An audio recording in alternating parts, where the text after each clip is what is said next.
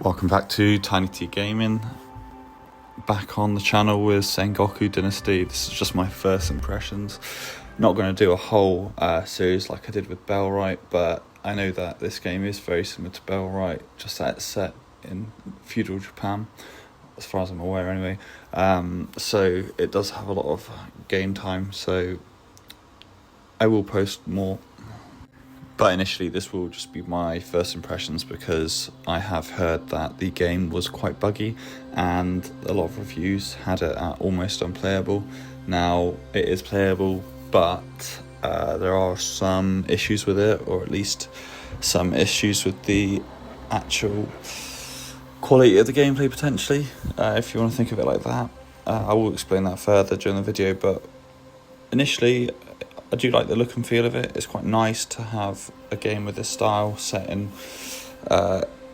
Japan, where you have the option to then fight in that style, have the weapons, the armour, and grow your settlement like that. I quite liked this intro as well. The artwork quite nice, and the style of it I really did like. So that was like a really good first impression straight off. The only thing I did notice was the actual interface, if you want to call it that.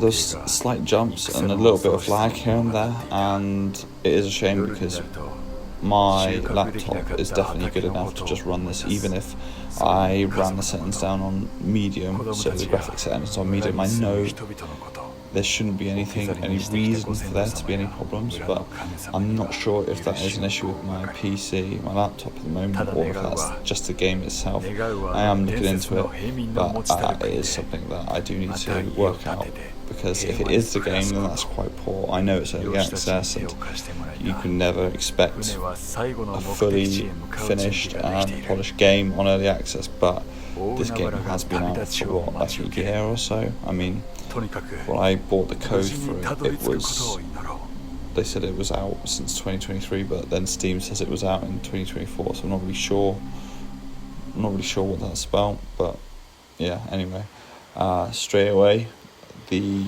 graphics isn't bad, like not bad at all, but it's not the best. The graphics isn't the best out there. I don't expect it to be the best, again, because it's early access. But the actual first quest line, it's not very clear, which is fine because you do work it out, and you can work it out quite easily.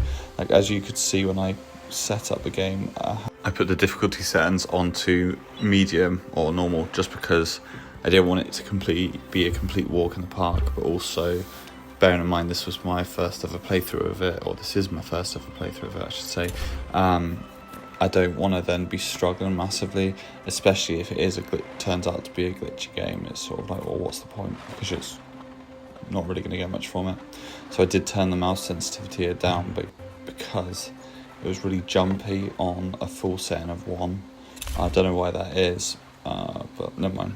So I just thought I'd go around, just start collecting stuff straight away, because you know you're going to need to just do the usual: collect wood, sticks, axe, hammer, whatever.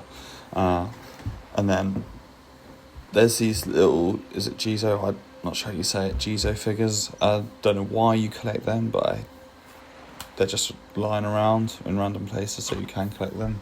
And then this is your first like survivor of the shipwreck that you can recruit, but you obviously need to do the most basic quests to recruit them. Now, although there is a quest line, and that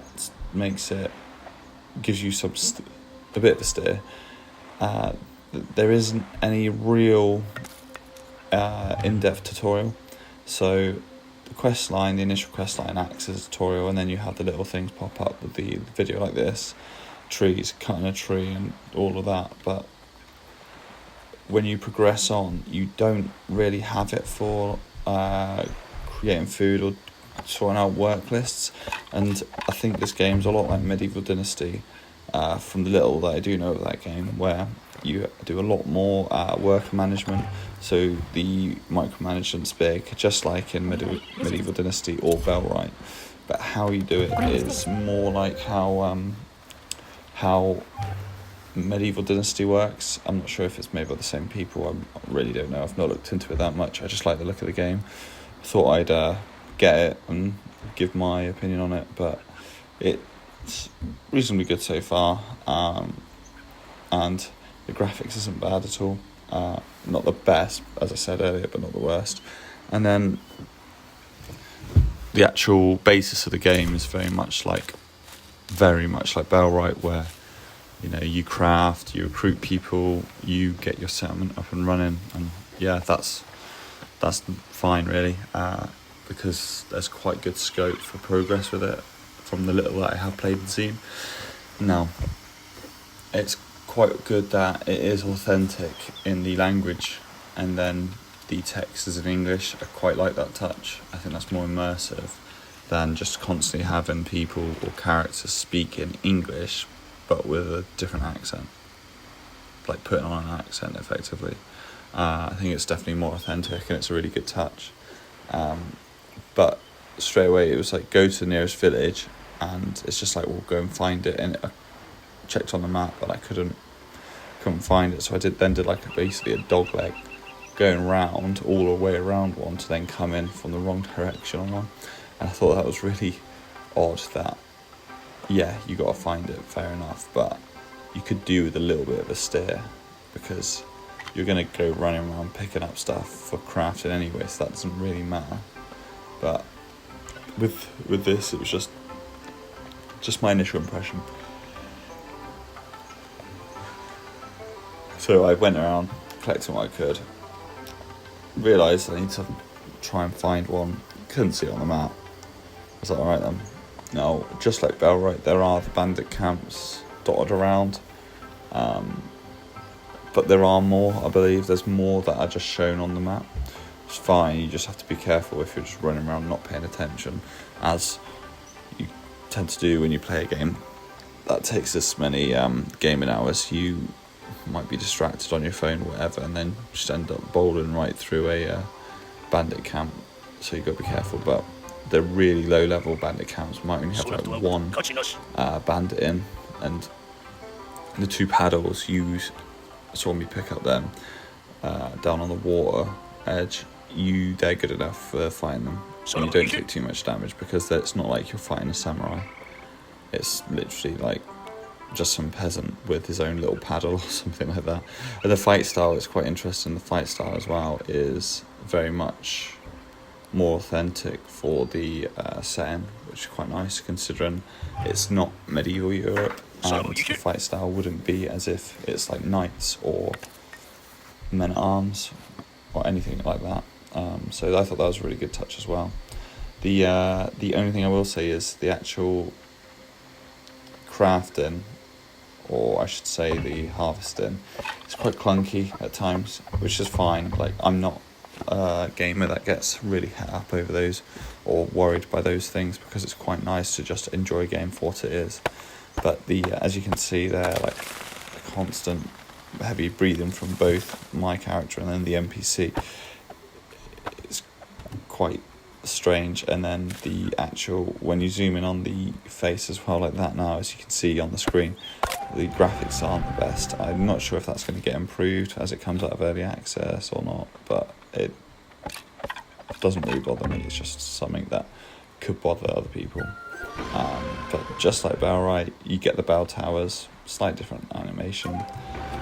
You get the choice as well to just go and make your own one in this random place, or turn this ruined settlement into your first village. I chose to use this site because you can salvage all of the burnt out houses, and then you've just got so much resources just surrounding you in this area. And I just thought, well, it makes absolute sense, because I don't want to waste time.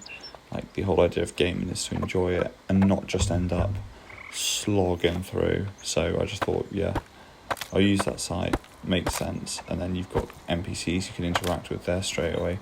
Like, you got one bloke on the waterline, you got that bloke who's just sitting in the village who used to live there or whatever. And then you've got other people dotted around, as you'll find out as I progress through in different episodes or whatever. But it's definitely not a bad game at all from first impressions. Graphics could be better.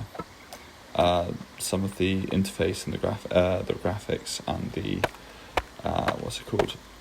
the animations could be less clunky, but the overall gaming experience isn't bad at all, and the way it works is good, and you can get some real good enjoyment out of it, which is really nice.